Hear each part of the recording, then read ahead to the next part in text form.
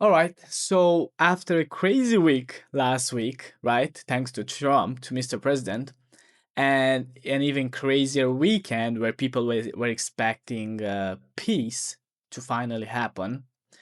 Yeah, it didn't work out over the weekend. The price did drop. I believe from even it got close to. Just give me 1 second. Yeah, it got close to 74,000.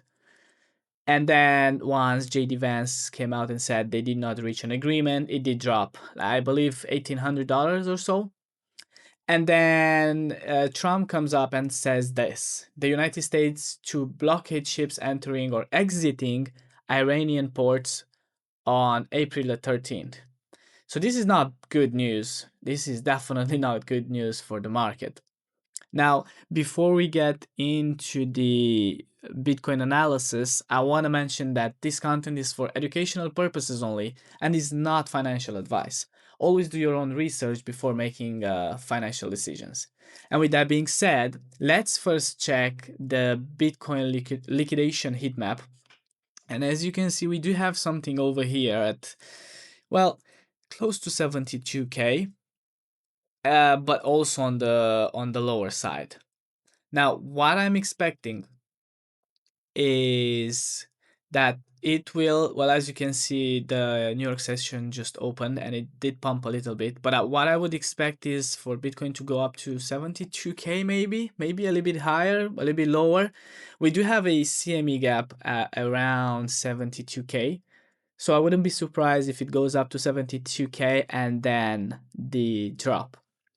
Now, uh, you can see that we are clearly in a range here ever since the 5th of February after this big drop. We've been in this range for quite some time and it's been respecting it quite nicely, at least so far, right? We also have this order block at around 78K ish to, let's say, 79K.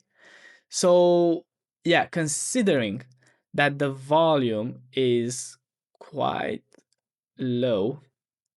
So yeah, the price has been rising as you can see, but the volume not so much. It's actually quite low, the volume. I'm not sure. Well, anything is possible, right, in crypto, but it does not look like it can break the, well, 75K. Maybe. Even though I'm not convinced myself. It definitely has some resistance here. If you also pull the volume profile, yeah, so most of the volume is around here and the point of control at around 67K for this entire range. And also, there's one more thing. If we go on the daily and I open the, just 1 second, where was that? Not this one, not that one. Oh, is it this one? No, not this one, not that one. This one, yes. Let me just get rid of the other ones. You can clearly see that ever since the all-time high, oh wait, like that. Okay, now it looks good. All right, so ever since the all-time high, we had another test of this trend in January the 13th, and then a big collapse, right? I'm not even sure how much this was. So from here to here, yeah, a 39% drop. And now we are testing this trend again. Now, if it would do a 39%, it would bring price down to like 45K, I think it was. Let me just do it once again.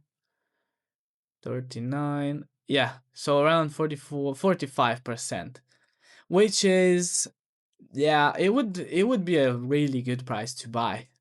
I'm not gonna lie. That would be a really nice price to buy Bitcoin. So I wouldn't be surprised if it does that. And it would be also for myself, it would be a really nice price to accumulate Bitcoin. But like I said, right now, volume isn't explosive. It's pretty balanced, to be honest. And that tells you the market isn't fully committed yet, at least yet. So whichever side comes in with strong volume, that's probably the side that takes control. So for now, this isn't really about being bullish or bearish, right?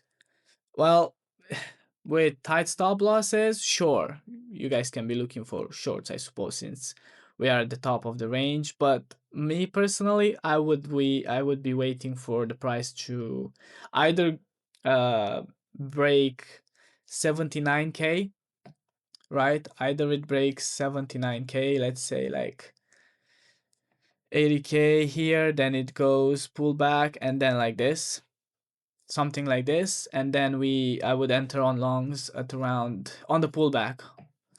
That would be something, or wait for the breakdown below 60K and enter, well, accumulate as much Bitcoin as I can at those low levels. So it's about staying patient, watching how price reacts at key levels, and letting the market show its hand first. So yeah, that's it for today, and I'll try to see if I can make a video tomorrow as well.